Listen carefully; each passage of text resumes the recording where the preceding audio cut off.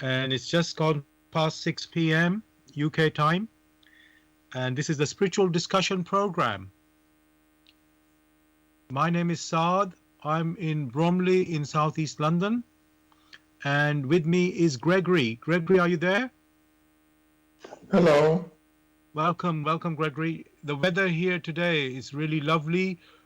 I will call it warm, maybe even hot. I don't want to say hot. Yeah, warm and hot, almost hot. And it's been like 24 degrees here in London. Bright, sunny, and also the clocks went forward over the weekend. We are now in British summertime, so there's more sunshine, or let's say sunlight in the evenings. So, Gregory, please tell us where you are and how is the weather where you are.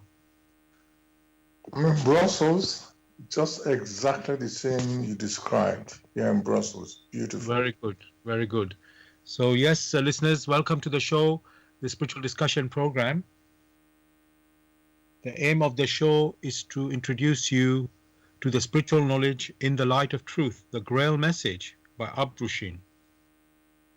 And we have a topic every week. The topic for discussion tonight is, as you know, Easter is coming up this coming weekend. So the topic we have chosen is Easter, the time for awakening. Easter, the time for awakening. And also this last weekend there was a Passover celebrated by the Jews, and that is celebrating the freedom of the Jews from slavery in Egypt. Under the Pharaoh, there were slaves there for over 3,000 years ago, and Moses led them to their freedom. So those who are celebrating that is happy Passover to them as well. So yes. So going back to the topic again, listeners, the topic tonight is Easter, the time for awakening.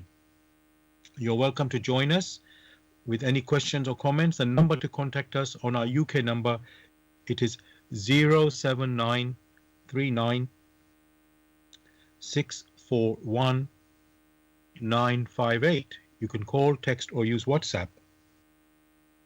And if you're outside of UK, it is 0044 79 39 641 958. Again, you can call, text or use WhatsApp.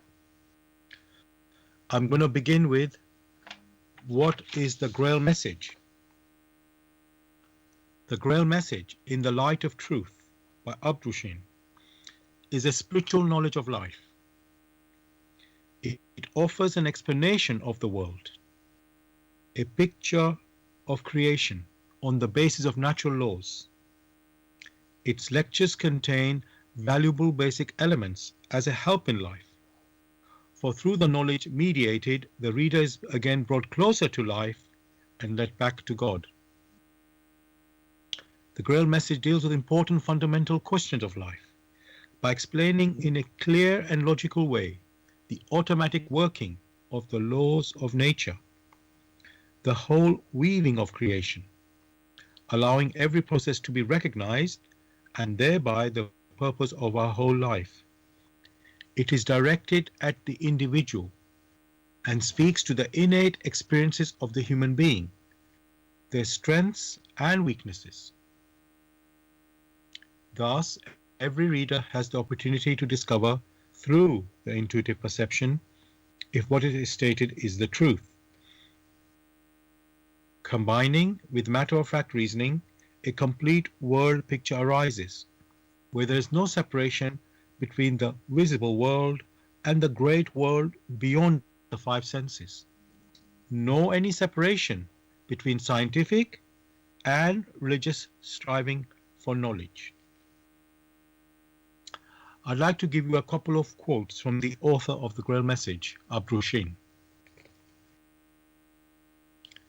The hearer and reader of my lectures should always work within himself, keenly probing and building bridges from one lecture to the other, as well as out into the great and small world happenings.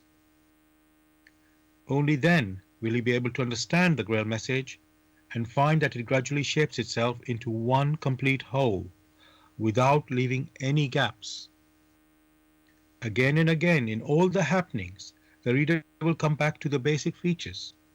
He can explain everything without having to change even one single sentence. The word of the Grail Message lives so that it permits only those people who really carry the honest desire in their souls to find abundantly. All else is automatically rejected by it. For the arrogant and those who seek superficially, the message will remain the book with 7 seals. And I'd like to give you one more quote from the author. I wish to fill the gaps which have so far always remained unanswered in the souls of men, and which never leave any serious thinker in peace if he earnestly seeks for the truth.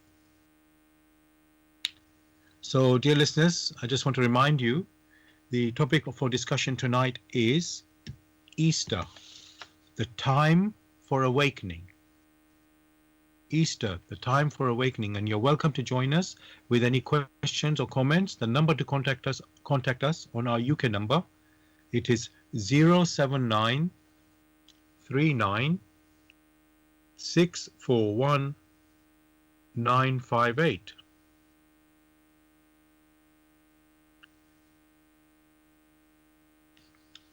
And if you're contacting us from outside of UK, it is 0044 79 39 641 958. You can call, text, and use WhatsApp.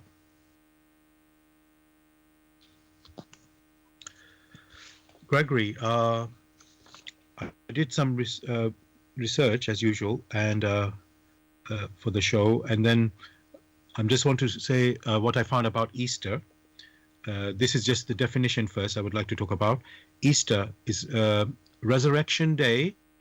Resurrection Sunday is a Christian festival and holiday commemorating the resurrection of Jesus from the dead after his burial, following his crucifixion by the Romans. So I'll just repeat that. It's quite wordy. So Easter is Resurrection Sunday, and it's a Christian festival and holiday commemorating the resurrection of Jesus from the dead after his burial, following his crucifixion by the Romans. So, Gregory, is that correct definition there? When it comes to definitions, then one must know that these definitions have been given by people with a specific knowledge. Specific knowledge in the sense it is the impressions they have gathered through books or traditions that they have put down. But Easter itself has been occurring way before these facts were collected. Because of what had happened at the time of Christ, it became very pronounced. And what happened before, or the centuries before that time, when Easter itself was being celebrated by those who recognized what Easter stood for. They might have called it a different name, but they just went along as with many peoples. So Easter has a far deeper meaning than the limited understanding which has been presented intellectually. Thank you for that, Gregory. And I want to sort of pursue the topic of tonight's show is Easter, the time for awakening. And when I did my research, I actually found an article online, and I would like to read that. Just trying to think. I don't want to read the whole of it. I'll try and read it quickly. I will say, or briefly. Um, just to tell you the source of it, it's from a Bulgarian radio station, although it's in English, the article here, and it talks, as I said, the title is Easter, the feast. It's calling it the Feast of Awakening. So I'd just like to read that out again as a part of our introduction in tonight's topic. And I know, Gregory, you've already said this definition of Easter that I just spoke about. It's like it's almost like every group of people have their own idea of what Easter means to them. And also you were talking about the specific time period. So before Christ's death, there would be another meaning of Easter, and after his time, this would be another meaning. So this is what I could say is a Christian meaning. That's where this is the source of it is. So, Gregory, just to check, you're still there? Can you hear me, Gregory? Yes. Okay. Good. I'm here. I'm just listening. Right, sure. I just had a little disturbance sounds in the background. So thank you. So I will just read this out. It's an article, like I say, about saying Easter, the Feast of Awakening. The whole Christian world eagerly anticipates Easter as it is the feast of goodness, warmth, and love. This feast has been filling the hearts of all believers with the light of awakening over 2 millennia now. It is what makes Christians stronger and able to bear even the heaviest burden, because spring always comes after winter, and the long-awaited joy wipes out the pain. Life defeats death. That is why the resurrection of Christ is at the root of the Christian religion. I just want to think about reading the rest of it, or it's not. No, I do want to read a bit more, and so I'll continue that. So it gives a meaning to the bright path our Savior leads us to. Being the emanation of God's love, Jesus was sent to earth to show us the right way. His mission was to bear the heavy burden of human sins, redeem the mistakes of the fallen Old Testament mankind, and introduce people to immortality. I'm sorry, I misspelled that. I'm just going to repeat that, Gregory, because I just want to be very clear. So this is about Easter. It gives a meaning to the bright path our Savior leads us to. Being the emanation of God's love, Jesus was sent to earth to show us the right way. His mission was to bear the heavy burden of human sins, redeem the mistakes of the fallen Old Testament mankind, and introduce people to immortality. And I'm just going to go briefly to the next line. It says, Christians greet one another on Easter Eve with Christ is risen. And people reply to these words, truly, he is risen. So, Greg, I'll just stop from this article at this point, and I just want to go over those words that I said here, just to see if that's actually, so you could say, a right understanding of the Easter event. And so if I go a little bit line by line, Gregory, or do you want to come in and just say something now? No. Sorry, I didn't hear that. I said, no, let's go on with your analysis and questions. Okay, then. All right. So basically, because there's so much in it, I want to go through. So it begins with it saying, Jesus is God's love, emanation of God's love, sent to earth to show us the right way. And that I will say, I think I will answer this myself. That I would say is correct, and I mean that was his mission. You can say that's true. But it continues here. It says his mission was to bear the heavy burden of human sins, redeem the mistakes of the fallen Old Testament mankind, and introduce people to immortality. Would you like to respond to that, Gregory? First, most of what you have just read out, there are some which are consistent, and there are others which are self-contradictory. For someone who has to show others the way to the light, we point out what they need to do and how they need to behave to get to the light. Indeed, must provide them like a map of the paths to follow. But they themselves must follow that path. They cannot be carried there. If they wish to reach the top of a mountain, if they wish to come to recognition, it is they themselves who will have to do the work. They have to wash their linen clean, means they have to purify themselves. The paths shown out to them suffice if they follow it wholeheartedly.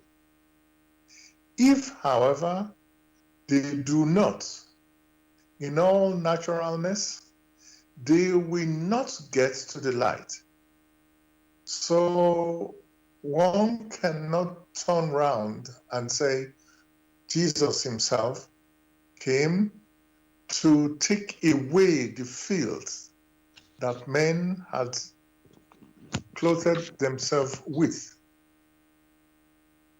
That is where the contradiction is, because there is an interpretation about the Old Testament and people having sinned.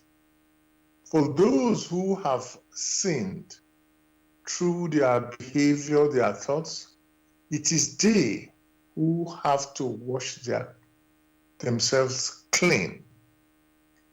Clean in the sense of following the paths that have been shown them. The other part, which talks about immortality, of course, only those who have cleansed themselves, who have purified themselves, and therefore have no deaths in their bodies, not only in their physical body, but in their ethereal bodies, in their souls. Only those ones can vibrate and sense those vibrations that come from out of the light. Only those can swing in the will of the light. And therefore, only those can survive the storms, which definitely will overtake many. So, immortality, yes, but the concept must be well grasped. Man himself must make all the efforts to clean his inner self from the filth which has been attached to it by no other person but himself.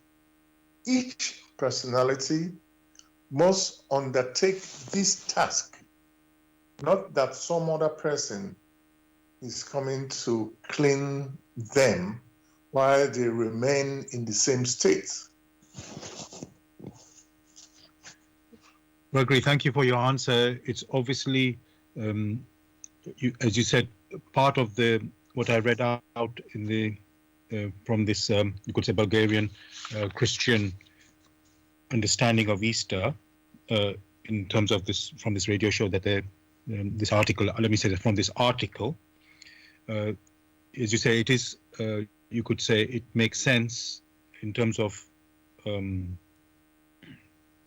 the mission of Jesus, in part, and then in other part it doesn't, because it's not consistent, which you pointed out. And so obviously we all agree that Jesus came to show us mankind the way, the right way.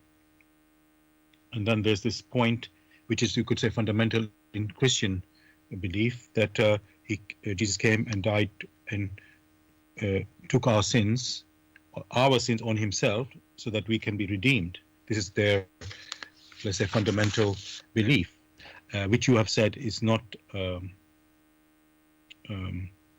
right. So, but of course, when you build on a particular foundation, and if it's not correct, it's like a very precarious situation.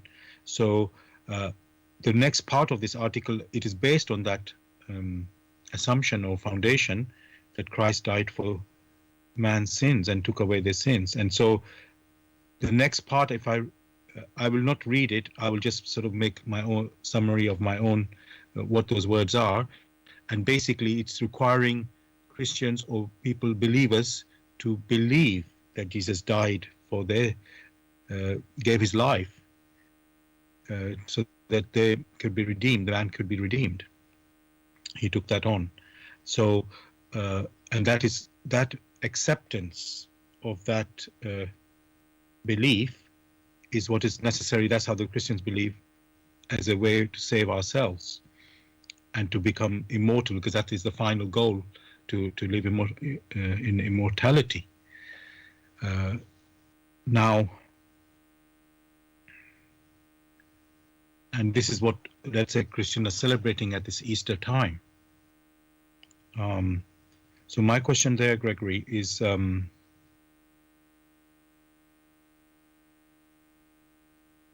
if that is not, let's say, a misunderstanding or even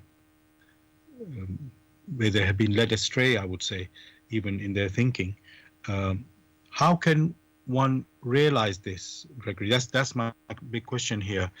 When you have accepted and made an assumption, or even, let's say, a presumption, how can one realize that that is not a correct understanding? Because, you are saying what you're saying, and that's, in quotes, that's, let's say, your idea, and then there's somebody else with their idea. So how can one, Gregory, know whatever they accept or believe is correct? Again, that answer was provided, or is provided, by the words of Christ himself. By their activities, we shall know them. That means there must be that inner consistency. Where a kingdom is divided against itself, it cannot stand. So, with such assumptions which they have made, they should take a step back and consider whether if those assumptions are correct. Those assumptions only satisfy many who are indolent. They wish others to do the work for them, whereas they remain where they are. If you remain in the same place, then there is no progress. So when you now consider very carefully, when people say, or churches or mosques, whatever they wish to call themselves, where they make such a wrong assumption that someone has come to take suffering on himself, on your behalf, such that you make no effort, then you must ask questions. A very simple example is that Christ came and to show men the path so that men can speak the language which is of creation, which is of nature. Only when they understand the language of nature or of creation, only then gradually can they respond to it. If they do not make the effort to understand the language that creation or nature speaks to them, then they cannot make any progress. Therefore, one cannot come and say, oh, you don't have to understand this language, all right? And you make progress. A person or a child who refuses to learn the language of its parents will soon fall into disrepute, for the child cannot understand what is demanded of him or her. Therefore, one should very carefully take these salient points and examine everything very carefully. For it is said, by their works. The works of sin, or one may say, the wages of sin is death. Therefore, each person must purify themselves. No one is coming after another to purify them. For it is written that those who are able to arrive home are those who have washed their garments. Not that their garment has been washed for them. Those who have washed their garment are those who understand the language which creation speaks to them and have adjusted accordingly. So each person must strive to understand the language of creation, of nature, and adjust accordingly. Else they will be abandoned to their personal confusion, whether this confusion has arisen out of society or out of religious beliefs. Thank you so much for that, Gregory. I'm going to ask you some further questions in a moment. I'll just tell listeners you're listening to Bless Radio. This is the Tuesday evening spiritual discussion program from 6 p.m. to 8 p.m. UK time. The aim of the show is to introduce you to the spiritual knowledge in the light of truth, the Grail Message by Akrushin. If you are interested in getting a copy of the Grail Message or want to get more information on the Grail Message, you can go to this website, which is www.grailmessage.com. I'll spell that. www.grail, G-R-A-I-L, message, MESSAGE.com. And the topic we are discussing tonight is Easter, the time for awakening. Easter, the time for awakening. You're welcome to join us with any questions or comments. The number to contact us on our UK number, it is 079 39 641 958. You can call, text, or use WhatsApp. And if you're outside of UK, it is 0044 79 39 641 958. Again, you can call, text, or use WhatsApp. Now, Gregory, at the beginning of the show, I mentioned that Passover was held over the weekend, and also just before Jesus' crucifixion, Jesus also held the Passover meal, which we described as the Last Supper. And I would like to read from the Bible in the New Testament to just relate that story. So that is in Matthew chapter 26, I'm going to start from verse 17, and I think I will go to verse 30. So that's this is Matthew chapter 26, verse 17 to verse 30. And it's titled here, Jesus eats the Passover meal with his disciples. On the first day of the festival of unleavened bread, the disciples came to Jesus and asked him, "Where do you want us to get the Passover meal ready for you?" "Go to a certain man in the city," he said to them, "and tell him, 'The teacher says, my hour has come. My disciples and I will celebrate the Passover at your house.'" The disciples did as Jesus had told them and prepared the Passover meal.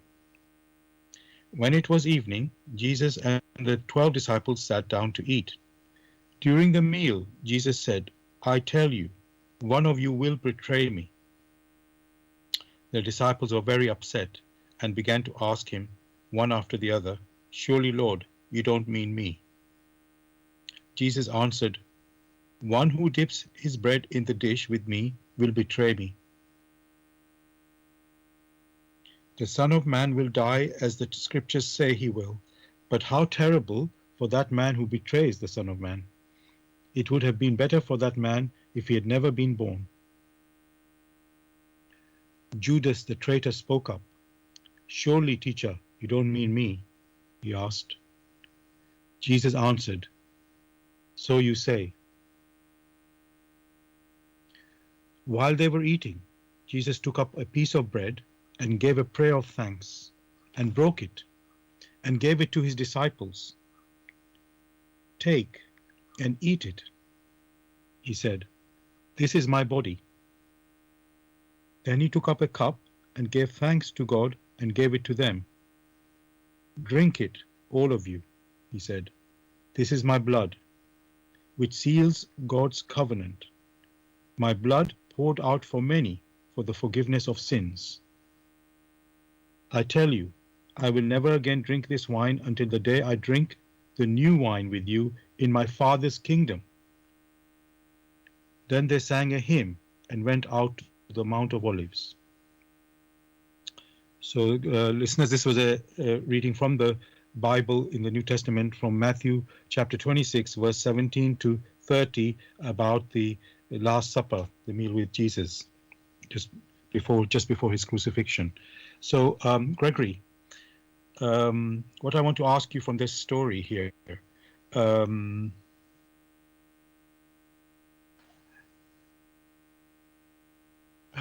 maybe I will start first, Gregory, with the words of what he's when he did sort of made the Passover meal, when he broke the bread and gave the wine to his disciples, and he said, "This is Jesus who said that this is my body, eat it, and this is the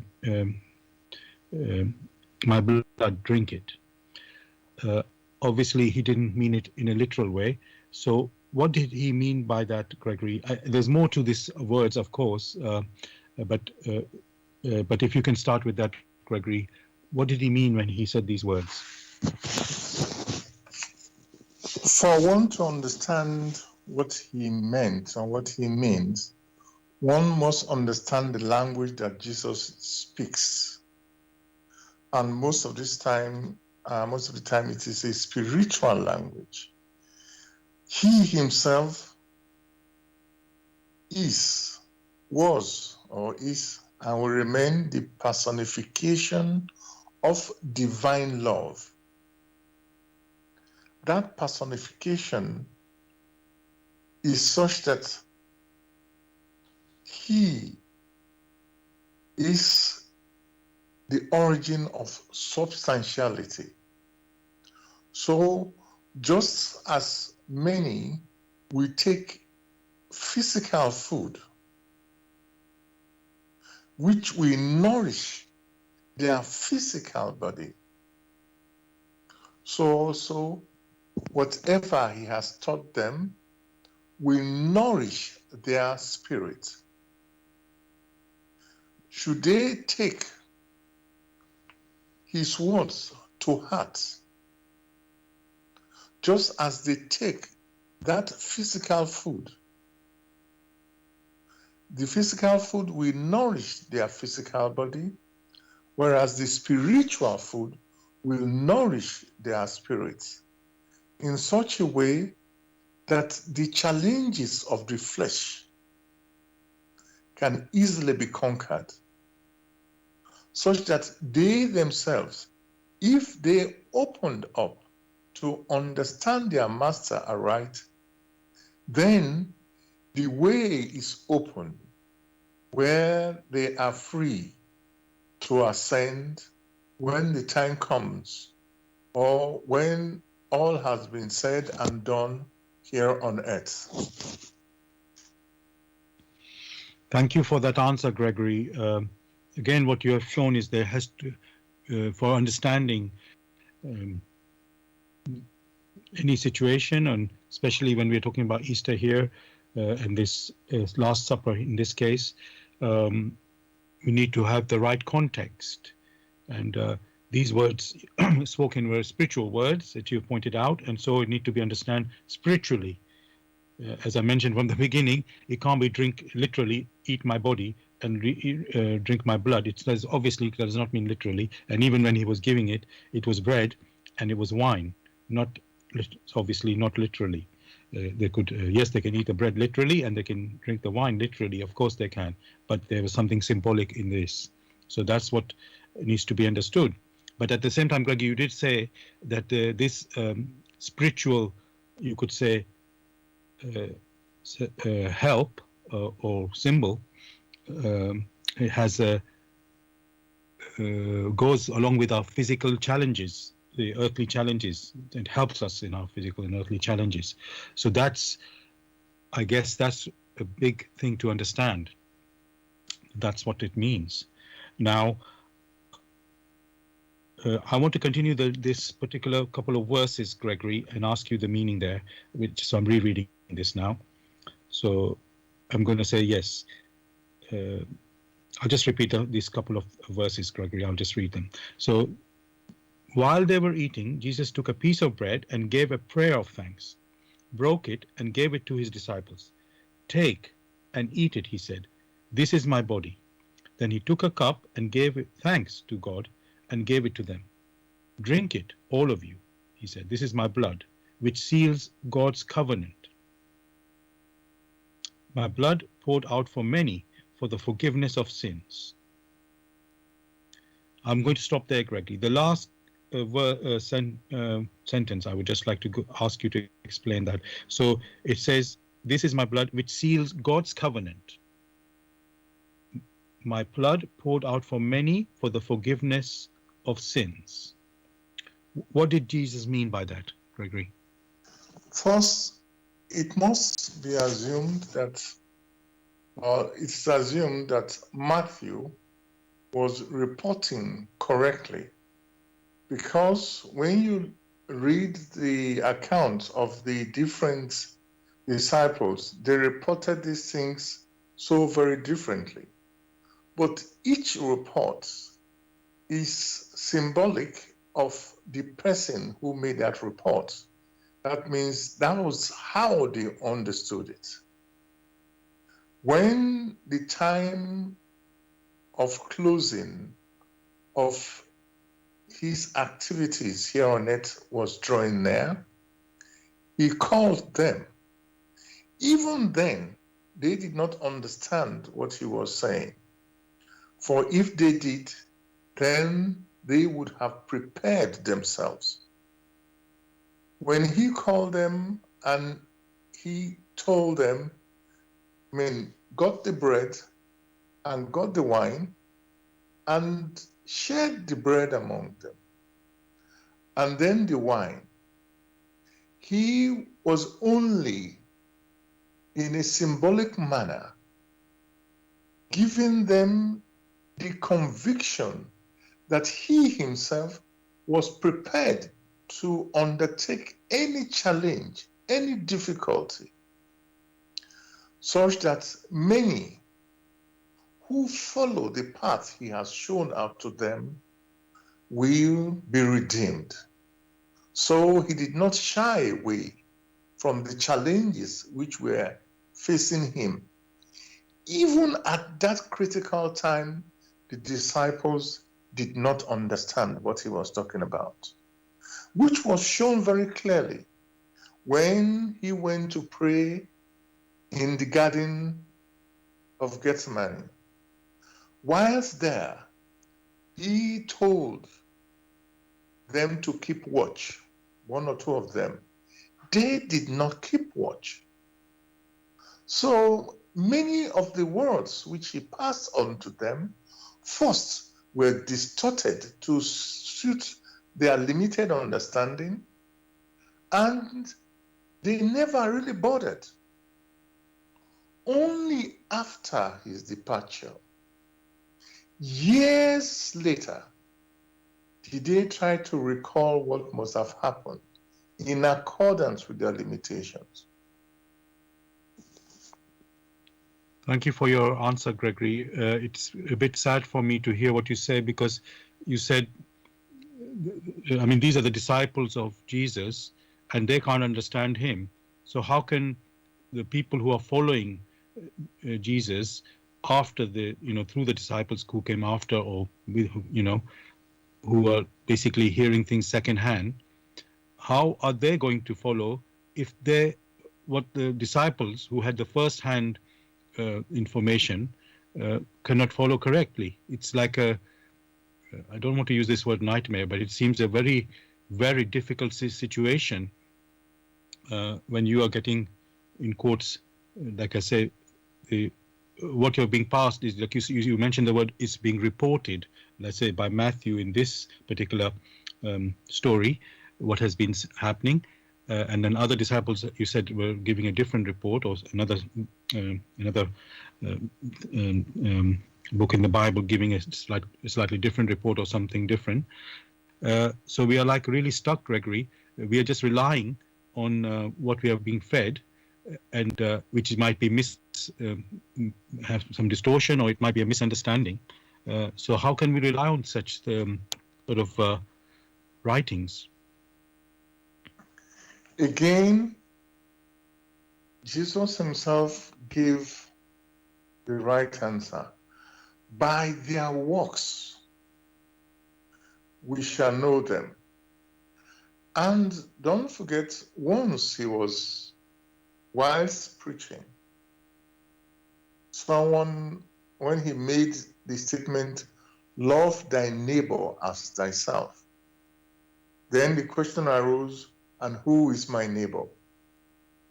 He did not just say, oh, I'm your neighbor, this person is your neighbor. He gave an example. And in that example, he asked the question, of these, who is the neighbor? And everyone remained silent and melted away. That is his trademark. Whenever you examine expressions that come from him, you yourself must understand his signature. Only through one signature can you understand. That means the manner in which Jesus himself approaches, which was singularly very clear. After his death, there were some who did not meet him, but the simple accounts which had been passed to these others were sufficient for them to reflect on. The example was Paul. Although initially as Saul fought with all his might, but on his way to Damascus, in quiet reflection, he had this call and vision. He personally did not spend time with Jesus whilst Jesus was on earth. He might have met him and passed him by.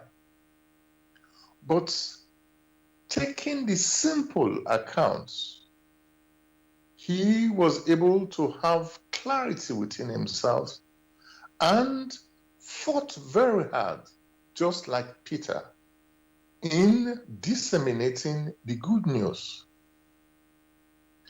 Don't forget, it was only much later, years later, that these accounts were written down. At that time, the early Christians they didn't have all this literature that is being referred to. But by simple examples, a very simple example would be that Paul, or neither Peter nor Paul, had any gun. They didn't have any spear. All they had was the simple words which they spoke out of personal convictions. Of the two of them, only Peter was with him. Paul was not there, and yet they walked hand in hand in disseminating that which had become personal conviction to them. So it is the example which he gave that men should follow. Thank you so much for your answer, Gregory, and how comprehensive you have answered it, that examining is the most beginning of the process of understanding life and moving, working in life. Really, that is things must be examined, and it's just reminding me again of the topic for tonight, which I just want to say to the listeners. It is Easter, the time for awakening. So what you've been saying, Gregory, we need to awaken. Always we must be awake, and we're saying Easter is the time for awakening. And I just want to again look at that. Because you can say awakening can happen anytime. So, Gregory, just to go to that, this meaning of awakening with regards to Easter, we know that in the story of Jesus' crucifixion, he's crucified on the cross, and then the story says he was buried after the crucifixion, and then he rose up, and then they say after 40 days he ascended, let's say, into heaven. So this is the very brief, let's say, story I want to say on that. But what I want to ask there, it's like I said when I was reading from this article where Jesus has risen. This is the word they use, has risen, and of course they mean that he was dead. Then when he was crucified, he became dead, and then he rose up again to life.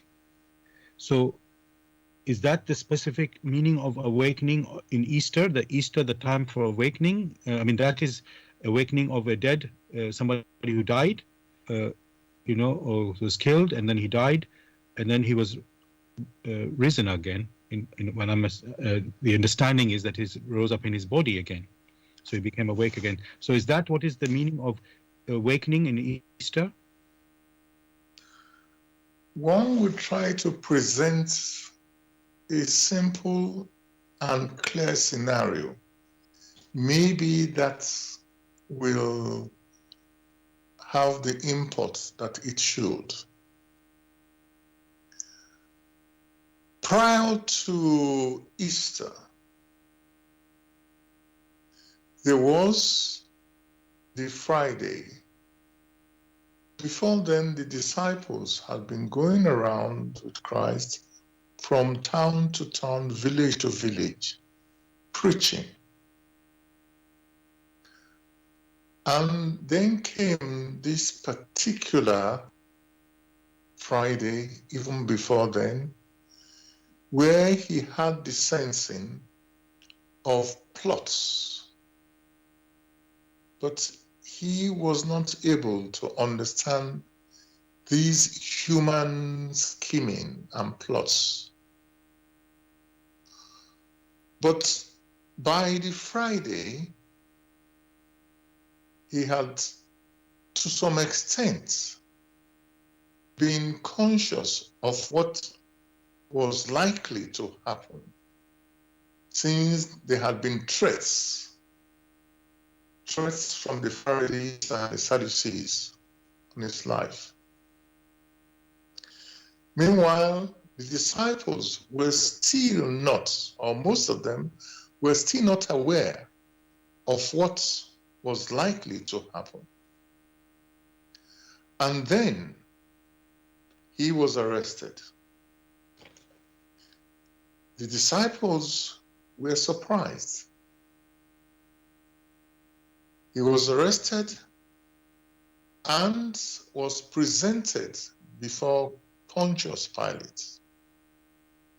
The disciples who know him, and many who know him, knew fully well that they were not engaged in the accusations that had been presented to Pontius Pilate. Therefore, they stuck or they sat by him, where he had to undergo terrible suffering. The following day, when he had been condemned, crucified, and was taken to the cross and nailed to the cross. Now consider the disciples who, a few days earlier, had been with him.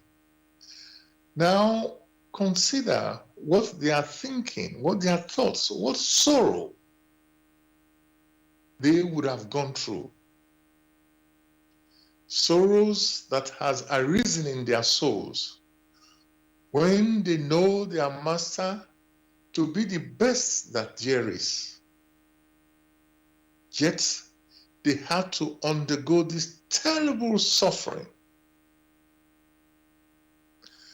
That being the case, they were as if lost. In fact, they were lost. And when their master was snatched away from them in such a short time, they were not prepared for that. And that's, in that particular case, their souls were then opened through the terrible suffering they had to undergo. And having gone through that on a Friday, it was a sorrowful time. And that is why in some cultures, they call it Sorrowful Friday, where people wail because of the terrible suffering. But for some of the disciples, in undergoing these harrowing experiences, their inner being opened up. And it's as if they were prepared. When their inner being opened up, or their inner eyes and inner ears opened up, they were able to behold of their master. After seeing him, initially, they did not recognize him because they were not fully aware that it was their inner eyes and their inner ears that had opened. But by his signature, the kindness and all that he has taught them, that came to the fore. And now they recognized him because he walked amongst them. Some came to recognize him in good time, and those who, through their inner self, recognized their master, also spoke to Thomas, who had doubts, because they saw the non-physical body, they perceived the non-physical body. It was then said, he has risen. All human spirits, for those who have no cause to remain behind, always rise. It was the non-physical body of Christ that they perceived, because through the sufferings they went through, they had been prepared for it. And that is why they spread the news amongst those who, like them, were longing after Christ. Christ had to be with them for some time with his non-physical body. And at that period, they were still open, for they were able to communicate with him. Only after some time did he have to leave them and rise back to where he came from. From this simple narrative, one can now understand why those who later had to write down information said he has risen, thinking that his physical body has risen. That was never the case and will never ever be the case. For he, like every other person, was born. Only those who use the physical body, who were born, only those, when the time comes for them, can leave the physical body behind and rise up. For those who do not have a physical body, how will they then be able to transmit information physically? But because he had a physical body, he lived as a man among men. He was able to pass on that which was inherent within himself. And when his physical body was forcibly removed from him through hatred, he even pleaded with the Father to forgive them, for they know not what they did. So it becomes very clear. Do you forgive that which is wrong? Do you forgive that which is right? You only forgive that which is wrong. And if that which is wrong will lead to the drains, then it is not helpful. Christ came to show through his personal activities how to rise up to the heights. And therefore, Christ's body did not rise from the grave. The physical body remained behind. Only the soul took leave of the physical body and rose back to its origin. Thank you so much, Gregory, for again giving this let's say, I will call it comprehensive picture. I do have further questions on that, what you've just said there, but I will just, before I do that, I just want to tell the listeners, you're listening to Blessed Radio. It's the Tuesday evening spiritual discussion program from 6 p.m. to 8 p.m. The aim of the show is to introduce you to the spiritual knowledge in the light of truth, the Grail Message by Uprushing. And if you're interested in getting information on the Grail Message or want to get a copy of it for yourself, you can go to this website, which is www.grailmessage.com. I'll spell that, www.grail, Grail, message, MESSAGE.com. And the topic we're discussing tonight is Easter, the time for awakening. Easter, the time for awakening. You're welcome to join us with any questions or comments. The number to contact us on our UK number, it is 079 39 641 958. You can call, text, or use WhatsApp. And if you're outside of UK, it is 00447939641958. You can call, text, or use WhatsApp. And I just want to let listeners know we are broadcasting on blessradio1.com. That's blessradio1, the number one.com. Also on YouTube. Go to YouTube and then put in the search box Bless Radio 1, again the number one, Bless Radio 1, then space live stream. That's of course listening to the live show, live stream. And then after the show finishes, in fact the next day, you can listen to the recording of the show again on YouTube. You go to YouTube and then you type in the search box Bless Radio 1, the number one, and then space Grail Message, and then space the topic of the show. So tonight's topic is Easter, the time for awakening. And you can also listen to our previous shows on YouTube as well. Now, Gregory, we were talking about in the last question about the resurrection of Jesus, and it is said he has risen, and you explained that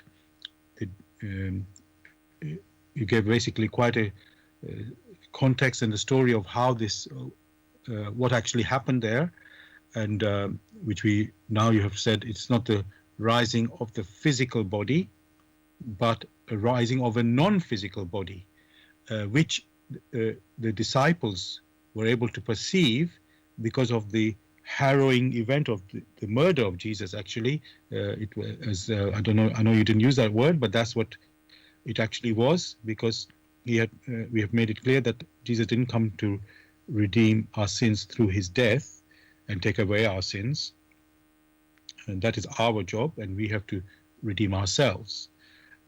So he didn't. When he died on the cross, it was our doing, or those who refused to accept him for what he came to do, and then so it's in those people's hand. The rejection, his rejection, that's a murder, and not a redemption. So so let me just go back to the point I want to focus on right now. So Gregory, you mentioned there that the body that the disciples could perceive was the non-physical body, and then later you mentioned the word soul. So first I want to clarify, were you referring to the soul of Jesus rising when you were talking about the non-physical body rising? Yes. Okay. And the disciples were able to perceive that, so that, I mean, there was a point I was going to say, I didn't say this this point, but is this, was that a ghost? Can you say soul and ghost are the same thing? I just want to clarify that. Some refer to it as soul, some refer to it as ghost. But Right. It is a body which is non-physical. Once that soul takes over the physical body prepared for it, then you have the human being of flesh and blood. So, and I'm trying to see. Gregory, just to confirm this also, would it be only certain people can see this soul or non-physical body? Not everybody. Would I be right to say that? For those who prepare themselves, they are able to perceive of this. So, a very simple example, many go to bed and they dream. They dream that they themselves wandering from one place to the other. Their physical body remain on their beds, yet there is something deep within that wanders. What is it? Each one should ask themselves, what is it? What body do they use in wandering from one place to the other? Oh, thank you for that. Just to be clear, of course, you're not saying that the disciples were dreaming when they saw Jesus' body, non-physical body. Just to be clear, sure about this. No, the disciples were not dreaming. It was an experience. It was a real experience where initially they could not recognize their Lord, but now deep within, once they were able to resonate with those features of their Lord, those spiritual features which he had taught them, and combining with the shock of what they had gone through, they opened up. And because they were opened, they were now able to perceive him in all his glory. And he moved around with them for some time before, when the time came, he had to leave. Thank you for that answer and explanation. I want to look at, again, Gregory, we're talking about awakening. And there's so many points here, really. Easter comes at the time of spring and nature, you see animals, certain animals, like the lambing season, and basically plants are coming forward with flowers, and it's like a new life, you could say, coming in.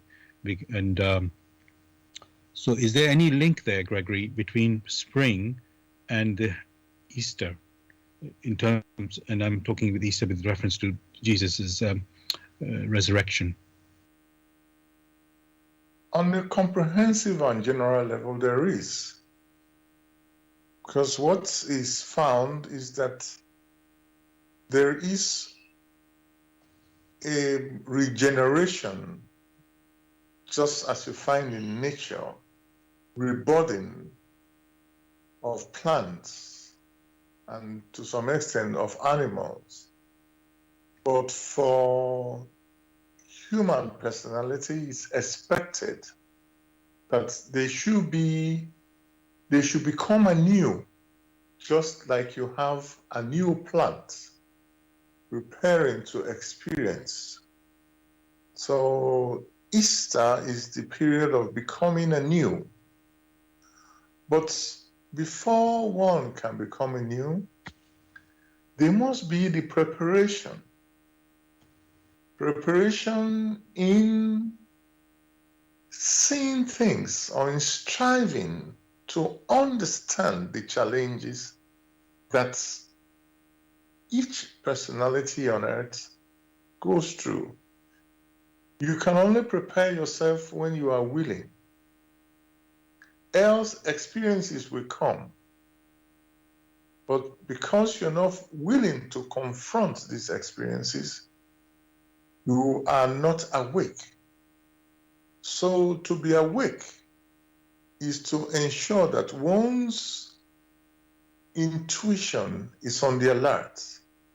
Not only the physical brain, not only the physical body, but also one's intuition is on the alert again and again, is on the alert perpetually, a continuous renewal.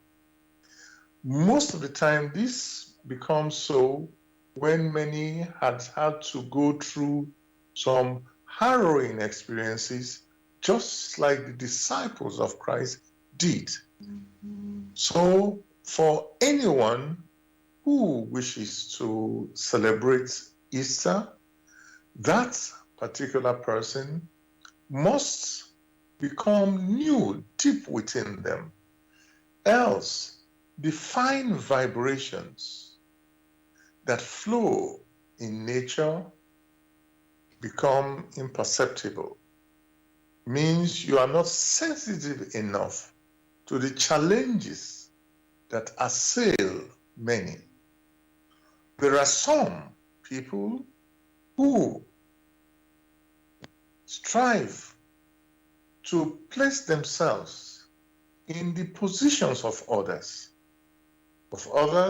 who have terrible challenges, and in trying to grasp them, go through experiences which will make them open up.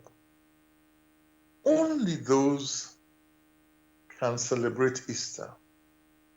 All others are not celebrating Easter. It is self-delusion to say one is purified when one hasn't made the effort, or to exchange gifts because it is the tradition to exchange gifts. There must be the conscious effort to understand nature, to understand creation anew. The period of Easter is helpful for this, and one should never forget, just like the disciples of Christ at that time, how to prepare themselves through the sufferings that Christ had to undergo. And that alone opened them. So also would sorrow or joy open that person who wishes to celebrate Easter aright. Thank you again, Gregory, for your answer.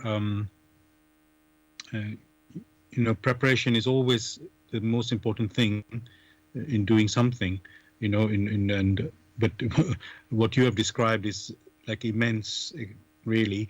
If I just want to confirm something from you, from what you've just said there, is it necessary to suffer before really being able to experience the Easter?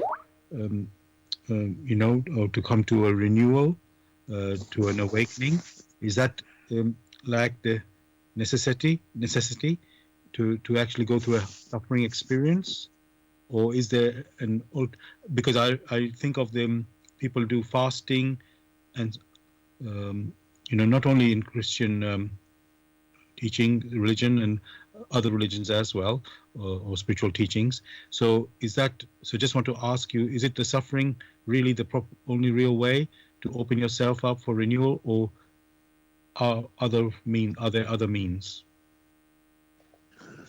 Suffering is completely unnecessary for the one who had always prepared their gardens. Suffering only comes in when you have ignored or neglected one's duty to keep that innate ability to perceive intuitively on a perpetual basis. Because that is the case, because many do not keep their gardens afresh, the waves that have arisen out of the weavings in nature now compel many, or they sense deep within them, they should, in quotes, clean the house. Imagine someone who had not cleaned his house for weeks or even years, and he senses that a king is likely to visit. What then happens? He goes about slaving himself to ensure that the house is clean, or the outside is clean. Going through that particular experiences, he calls it suffering. But for the other person who had always kept his garden and his house clean, when something stupendous approaches, he is prepared. So suffering is completely unnecessary. It's man who has neglected his duty, and in sensing that many things have been left undone, start hurrying, and in hurrying makes errors, and these errors lead to terrible suffering. And then it turns around and says, oh, suffering is necessary. It is completely unnecessary for the one who is always anew, who always weighs things again and again, who challenges himself. Again, it's like someone who has not done an exercise for a long time. And then he hears that something is somewhere and he wants to go. Then he has to struggle. And in going through that, he says, oh, I'm suffering. Thank you, Gregory, for such clear and, you could say, straightforward and simple pictures that you're painting of, it's like common sense what you're saying, but sometimes we don't think about it, that that's what's happening, and what you're trying to expect some miracle. When you look at the reality, you know exactly, oh, well, of course you have to do some work before you can prepare, for, let's say, an event, and so it all makes sense that if you don't prepare, you won't be able to experience that event. I'm going to look at nature again, Gregory, with this spring, and it follows, you can say, winter, and winter is when if you look at nature and plants, for example, the leaves fall, well, they fall in autumn, in fact, but things like even die out or something, and then the rebirth takes place in the, you plant your seeds in the, in fact, I would say it's normally before spring, because spring is when they actually show up. So the planting is done in this winter period, you could say. In some cases, obviously, not everything is the same timetable. So my question there, Gregory, yes, what can we learn from the nature, Gregory, with regards to these seasons, because we've got winter and then coming spring. And so we know the spring is like a birth. So, yes, what's happening there between, you can say, winter leading into the spring? What sort of process is happening there? One can see that in winter, it's as if, in quotes, many have gone asleep, or nature is asleep. Things, it looks cold. There is no growth as such. And then when it comes to spring, there is activities, not full activities, where things are budding up again. That's how it is in nature, or with plant nature or animal nature. However, the spirit of man needs to always strive to be awake. Just as you have maybe winter being the period where things are asleep, and then in nature, you have spring where we have an awakening.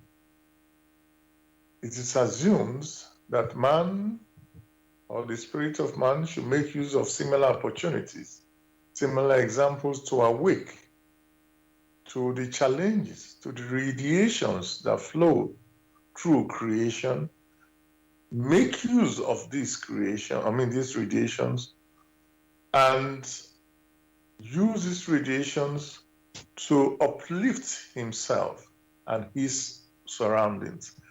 That is the task of every personality that has incarnated on earth. Thank you for that, Gregory. I want to ask again back about Easter. Is there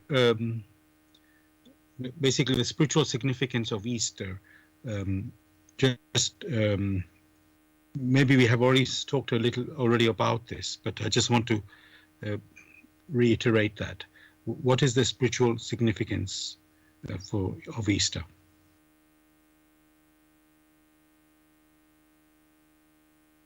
Oh, Gregory, you're on mute. Easter is a period of new beginning. For the spirit of man, it should become a period of new beginning, no matter what the experiences are. The opportunity to start afresh. What has been wrong in the life of man has been the lack of use of one's intuitive perception. Just like you have a child being born, given an opportunity to grow to an adult, so also is Easter an opportunity for a new beginning, to experience anew. However, whoever wishes to experience anew must prepare themselves. There is no limit. One cannot say, last year I celebrated Easter and I prepared myself. That was last year. There is room for continuous improvement, for continuous understanding of that which is alive. In striving to become alive, one is then helped with strong radiations which abound, radiations in nature, radiations which the spirit needs, radiations which encompass the earth. All these are there for one to make use of for self-benefit. However, the challenge is already there. Only those who make the efforts can move from one step to the other.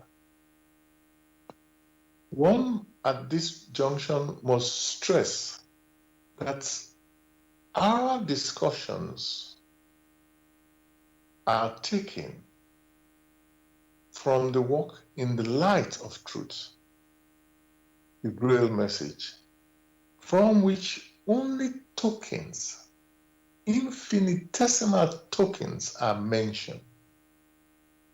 For many who wish to understand the real concept of Easter, for it is the concept we hold within ourselves that open the way or close the way. If the concept we have of Easter is a time of eating and drinking and sharing gifts in a physical way, then we have missed much of Easter. If, however, one harbors the spiritual concept of the understanding of the challenges of one's neighbor, then in going through that process, that particular personality will open up and will perceive of the radiations which streams through nature. He or she will be surprised how help, not only physical help as many seek most of the time, but also the spiritual help. For there are many other personalities who are prepared to approach you and advise you and be helpful to you as you yourself are prepared to reach others. Thank you for that answer again, Gregory, and explanation. I want to say, Gregory, that from the beginning of the show till now, we started, let's say, in a religious, so-called religious context, and now we've moved into, you could say, a spiritual context. So we started, let's say, how Jesus is seen in the Christian tradition, and then we moved to, let's say, a wider picture of this, and I will say we came to a spiritual picture of this, this happening of the crucifixion of Jesus and his resurrection, and people will say, when you're thinking Easter, you think of, oh, this is a Christian religious event. But from what we've been talking just in the last half an hour, it's clear that we brought nature into it, which covers, well, nature is just part of this world in our lives, that it affects everyone, no matter what belief or teaching or non-belief someone has. It's like we all accept it. And so when we talked about now Easter being a time for renewal, the renewal, it can be renewal of your spirit, renewal of your body. It has nothing to do with any belief.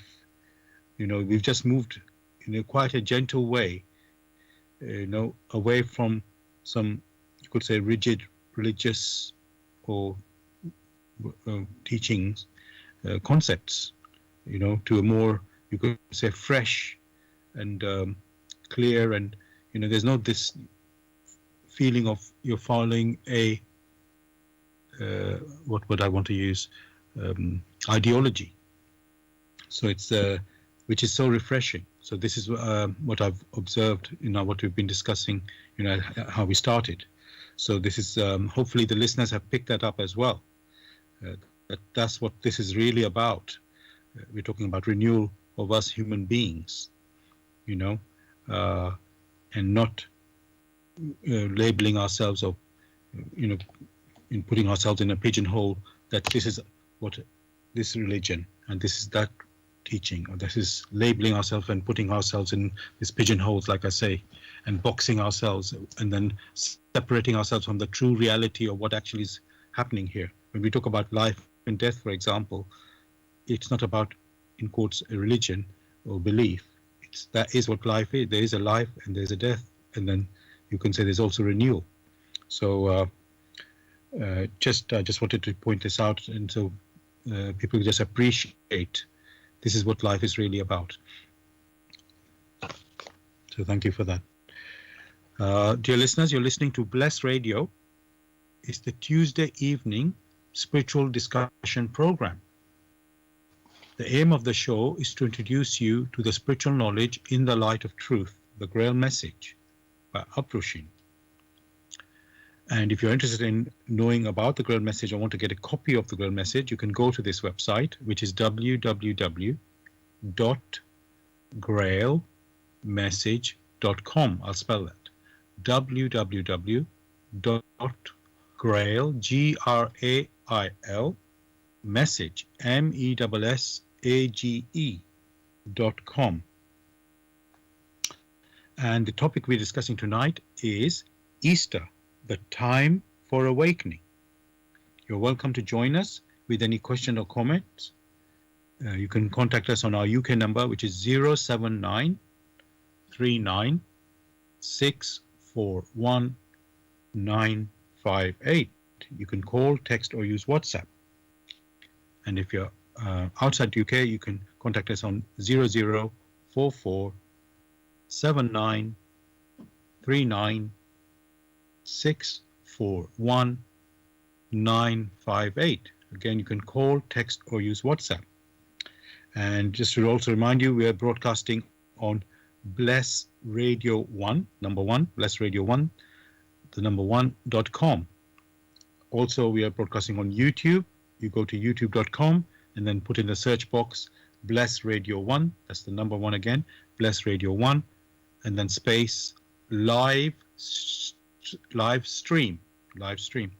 And also you can listen to the recording of this show the next day. And again, go to YouTube and on the search box type in Bless Radio 1 and space Grail Message and then space and the topic of the show, which is tonight, Easter, the time for awakening. Easter, the time for awakening. And then you can also listen to our previous shows.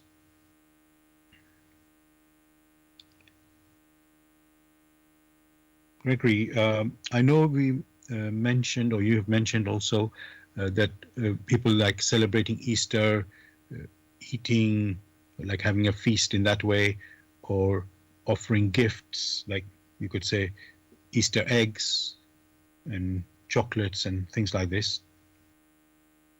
But you've said the real experiencing of this Easter festival, you can say, is meant through preparation inwardly, a spiritual preparation, and that's the experiencing.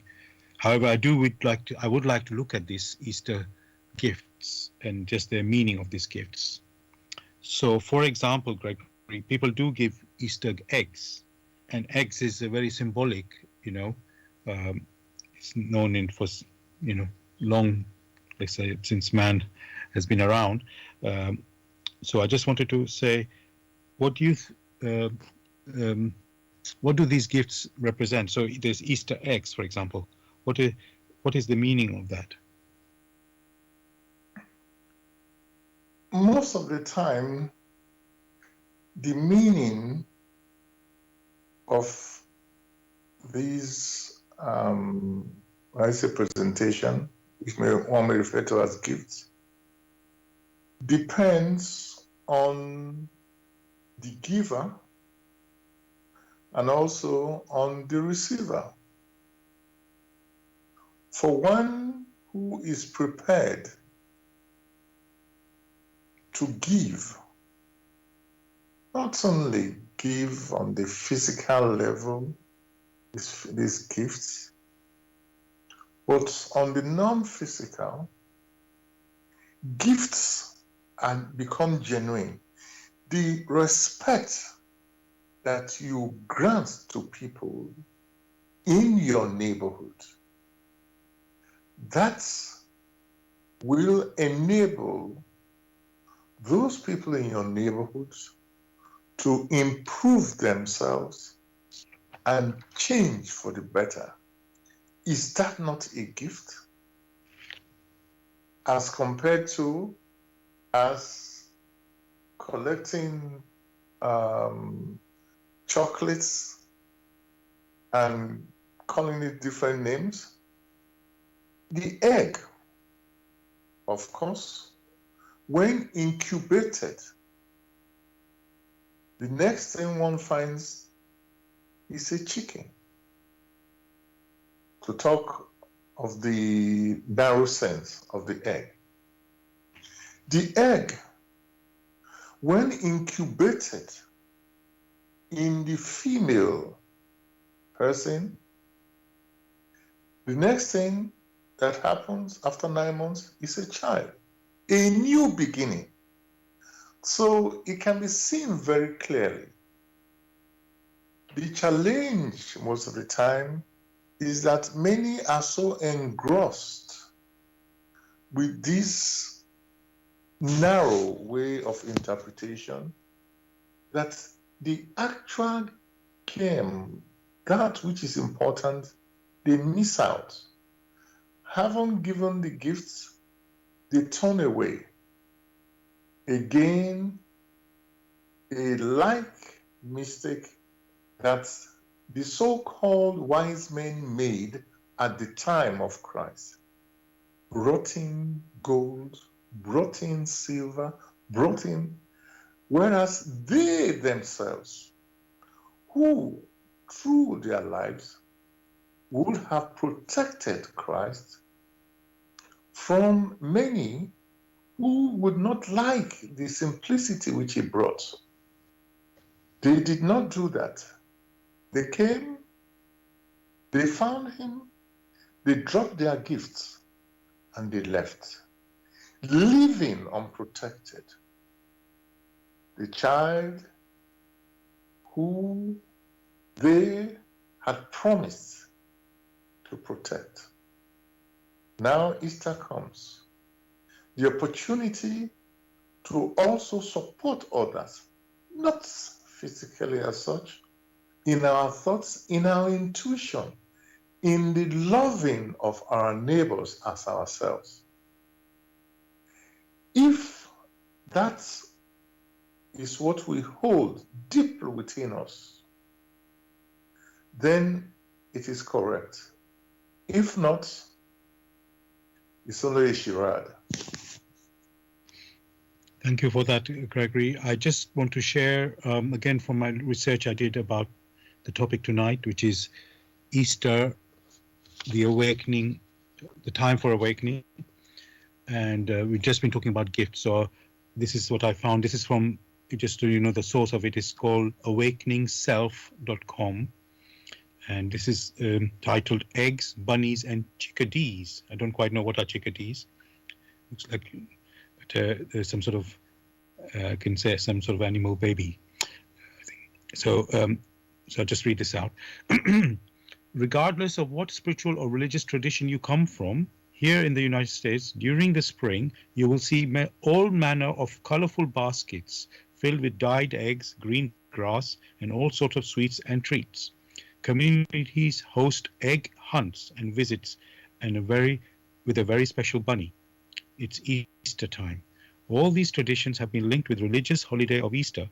They have been practiced in various forms around the world as a celebration of spring for centuries before the association with the Christian holiday. The symbol of the egg.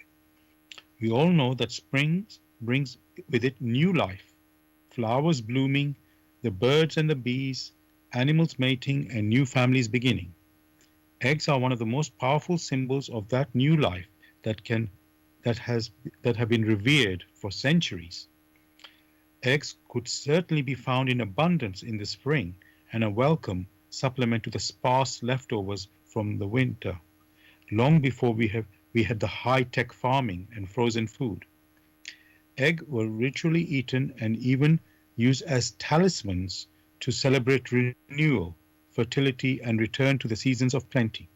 They have been dyed, painted, and decorated by the Romans, Gauls, Persians, Ukrainians, and Chinese since ancient times.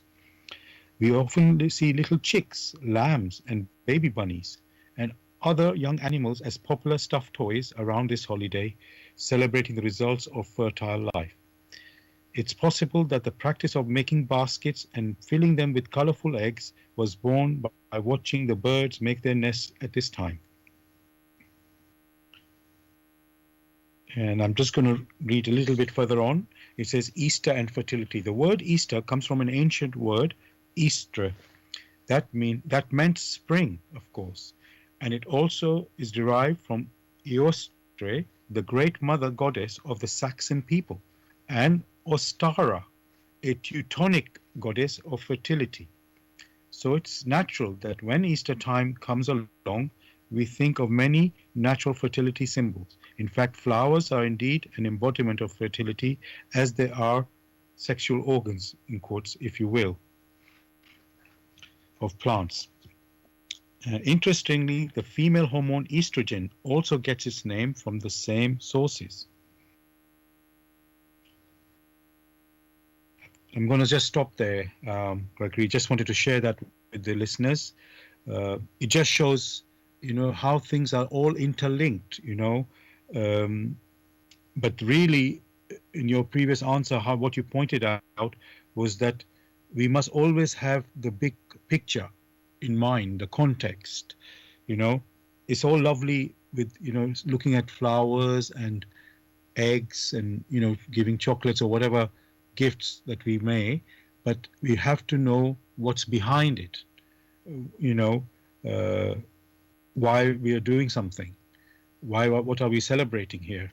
Otherwise it's very superficial, and it really is meaningless, you could say, activity, just going through the motions like a robot, if I can say that. Just every year happens and you just do it, like tradition, giving gifts, but without any idea what you're actually doing. So, and it's in some way it's good to know from history, you know, why these traditions have developed and how they came about. But again, without the real context, what is the why you're doing something, it's again meaningless. So somehow, and Craig, you pointed out earlier about, you know, using our intuition and really, you know, examining things. So, what I would like to ask you there, really, um, how can we? I mean, we've talked about renewal. How can we, like, let's say, sharpen this intuition, Gregory? That it's like always there, ready for our use, because we talk about it is there, and we are aware, but it seems we are not really applying it properly or powerfully. So yes, maybe you can give a little background, Gregory. What's happened to us that we are not using our intuition, and yes, why isn't it that we reflect deeply in this, whatever activity that we are involved in? Whatever tool a personality does not use accordingly or in accordance with the will of him who gave him that tool, then you will have the scenario where that person's perception becomes dimmer and dimmer. What is key here is each personality must harbor a strong good volition. Each personality must have love, deep love within themselves, and must be patient and persevere. For each, deep within each person, there is that sensing of that which is right and that which is not right. However, when they look around them and see what the practices are, they give up because they want to blend with the people. So, how can one strengthen oneself? Look within yourself. You yourself wish to survive. You yourself wish to prosper, not only physically, but also spiritually. So also is the other neighbor. That which you are seeking, that will make you happy, so also is your neighbor who is similarly seeking similar goals, happiness, and therefore becomes clear. When one shows love to one's neighbor, that's severe love, then you will find that before long, things become clearer. Efforts have to be made, for again and again, many give up because they wish to be good. However, it requires effort, and therefore many fall by the wayside. How can one strengthen one's intuition when one does not use it? Only through personal experiences, be it joy or sorrow. These keep knocking within you so that you will learn.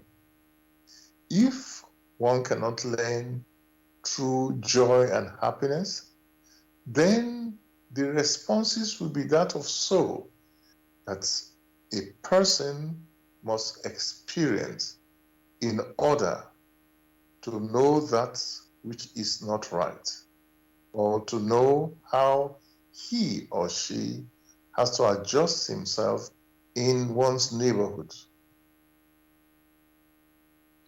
Thank you for that, Gregory. What about, I mentioned earlier about fasting. When you think of fasting, it's like you're purifying yourself. So is that helpful practice? Many go into all these practices. Well, there are many who wish to go that way. The challenge is always there are so many out there who have not had a meal in days. Are you going to ask them to fast when they have very little to take? Each person, they have their way. If they are filled with strong good volition, a path will emerge which they need to follow. But to make rules to say one should fast, it becomes like a religion which structures are put in place and the inner personality does not swing with it. And whatever you do in which your inner self, your soul does not swing with it, doesn't bring you any benefit. Like you rightly said, you become like a robot. Because that which is alive in you does not swing with it. So why should one make any recommendation that you must fast? When you come to this period, you must do this. For if one is earnest with oneself, you yourself should know where you should not take too much. Only take that which the body requires. There are times some people wish to eat 3 times a day. There are times where they eat only once a day.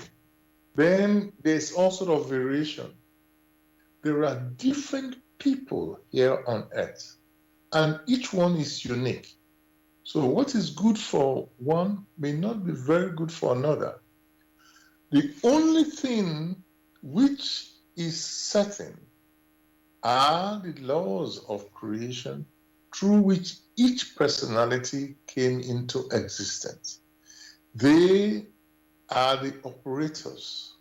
They are, or they return to each personality that which they have sown for themselves, either in the material sense or in the non-material sense. So it is not right to hold these rigid rules that one should fast. For someone who is unwell, who requires food to keep the body and soul together, and in a medical institution, are you going to recommend that that person go into fasting? Because a structure has been set up,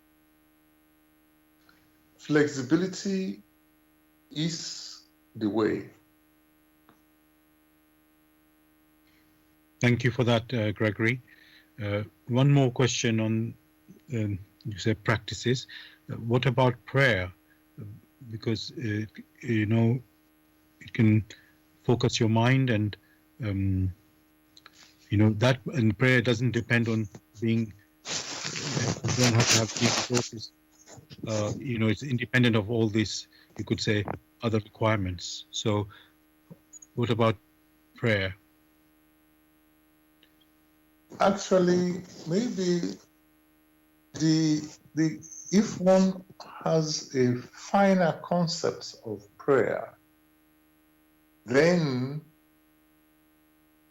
one can, reconstitute oneself such that one is in perpetual prayer. Before prayer is mentioned, one has to ensure one has that deep inner need to be able to ask for help and support. There is a balance in all things. For when one is asking for help and support, first one has to be open in accordance with the rules. Which rules are? You wish to ask for help and support, but you are never in the position to say, or even to perceive how that help and support should come. So such things should be cleansed from one's system. Good that one need to ask for help and support. When that help and support comes, is one prepared to recognize that this is the help and support one has asked for? That becomes another challenge. If, on the other hand, one is able to recognize this is the help and the support, the question now comes on, how should one respond to it? One may only advise that whoever receives any help and support must make use of it vigorously and share that help and support with others in the neighborhood. For if these conditions are not going to be fulfilled, then it is no good asking for help and support when you do not know what to do with it. It's like someone wants to become a king, and the opportunity is now granted. And what then happens?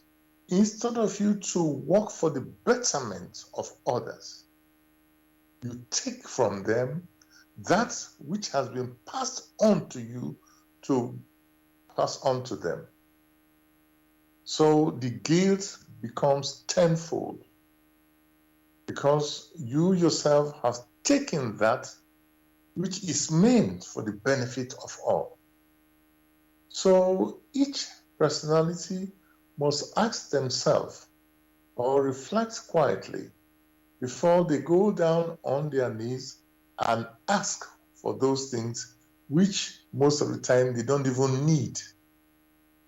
For many ask that their neighbors be beheaded or be punished. That cannot be right.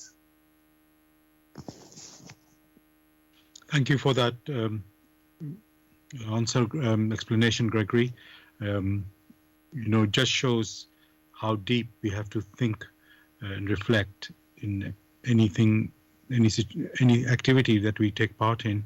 Not just jump into something and hope for the best. No, there is a purpose in whatever activity we are doing, and we need to look at it deeply. I want to we come to the end of our show tonight, listeners. So I'd like to end with some text from the Grail Message, which is at the beginning of the Grail Message. It says, "Free yourself from all darkness. He who makes no effort to grasp the word of the Lord aright burdens himself with guilt." And this is followed by, I can say this text, which is, "For your guidance. The bandage falls, and belief becomes conviction. The liberation and redemption lie only in conviction. I am addressing earnest seekers only. They must be able and willing to examine this matter objectively. Religious fanatics and irresponsible enthusiasts may hold aloof, for they are detrimental to the truth. As for the malevolent and prejudiced, they shall find their sentence in the very words. The message will strike only those who still carry within them a spark of truth and the yearning to be true human beings. To all such it will become the shining light and staff. It will lead them unswervingly out of all the chaos of the present day confusion. The following word does not bring a new religion, but is intended as the torch to help all serious listeners or readers find the right path, which leads them to the longed for height. Only he who bestirs himself can advance spiritually.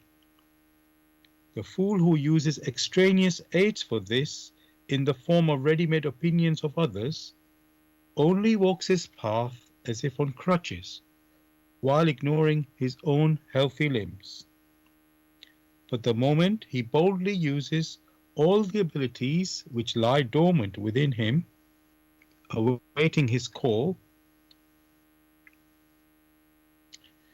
to help in his ascent, he is employing the talent entrusted to him in accordance with his Creator's will, and will easily overcome all obstacles that seek to divert him. Therefore awake. Genuine faith lies only in conviction, and conviction comes solely through an inflexible weighing and examining. See that you're truly alive in the wonderful creation of your God. Abdrushin.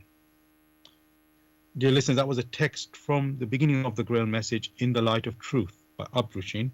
And you can get a copy of the Grail Message, or if you want more information, you can go to this website, which is www.grailmessage.com. I'll spell that, www.grail, message.com. Thank you so much for joining us for tonight's show. Hope you found it uplifting and I don't want to use the word informative, but enlightening. Now, Gregory, would you like to say anything to the listeners to say goodbye? Wish them a beautiful week and in preparation for Easter. Thank you very much. Dear listeners, I also wish you a happy Easter and blessings. And as Gregory said, do prepare for this coming weekend when we celebrate Easter. Now, I just want to say next Tuesday, I will not be, I'm not expecting to be around to do the show. We are still making plans for that. So hopefully we will hold the show. It might be in a different format. So we will, once we'll all discover it next Tuesday. So I wish everybody a great week.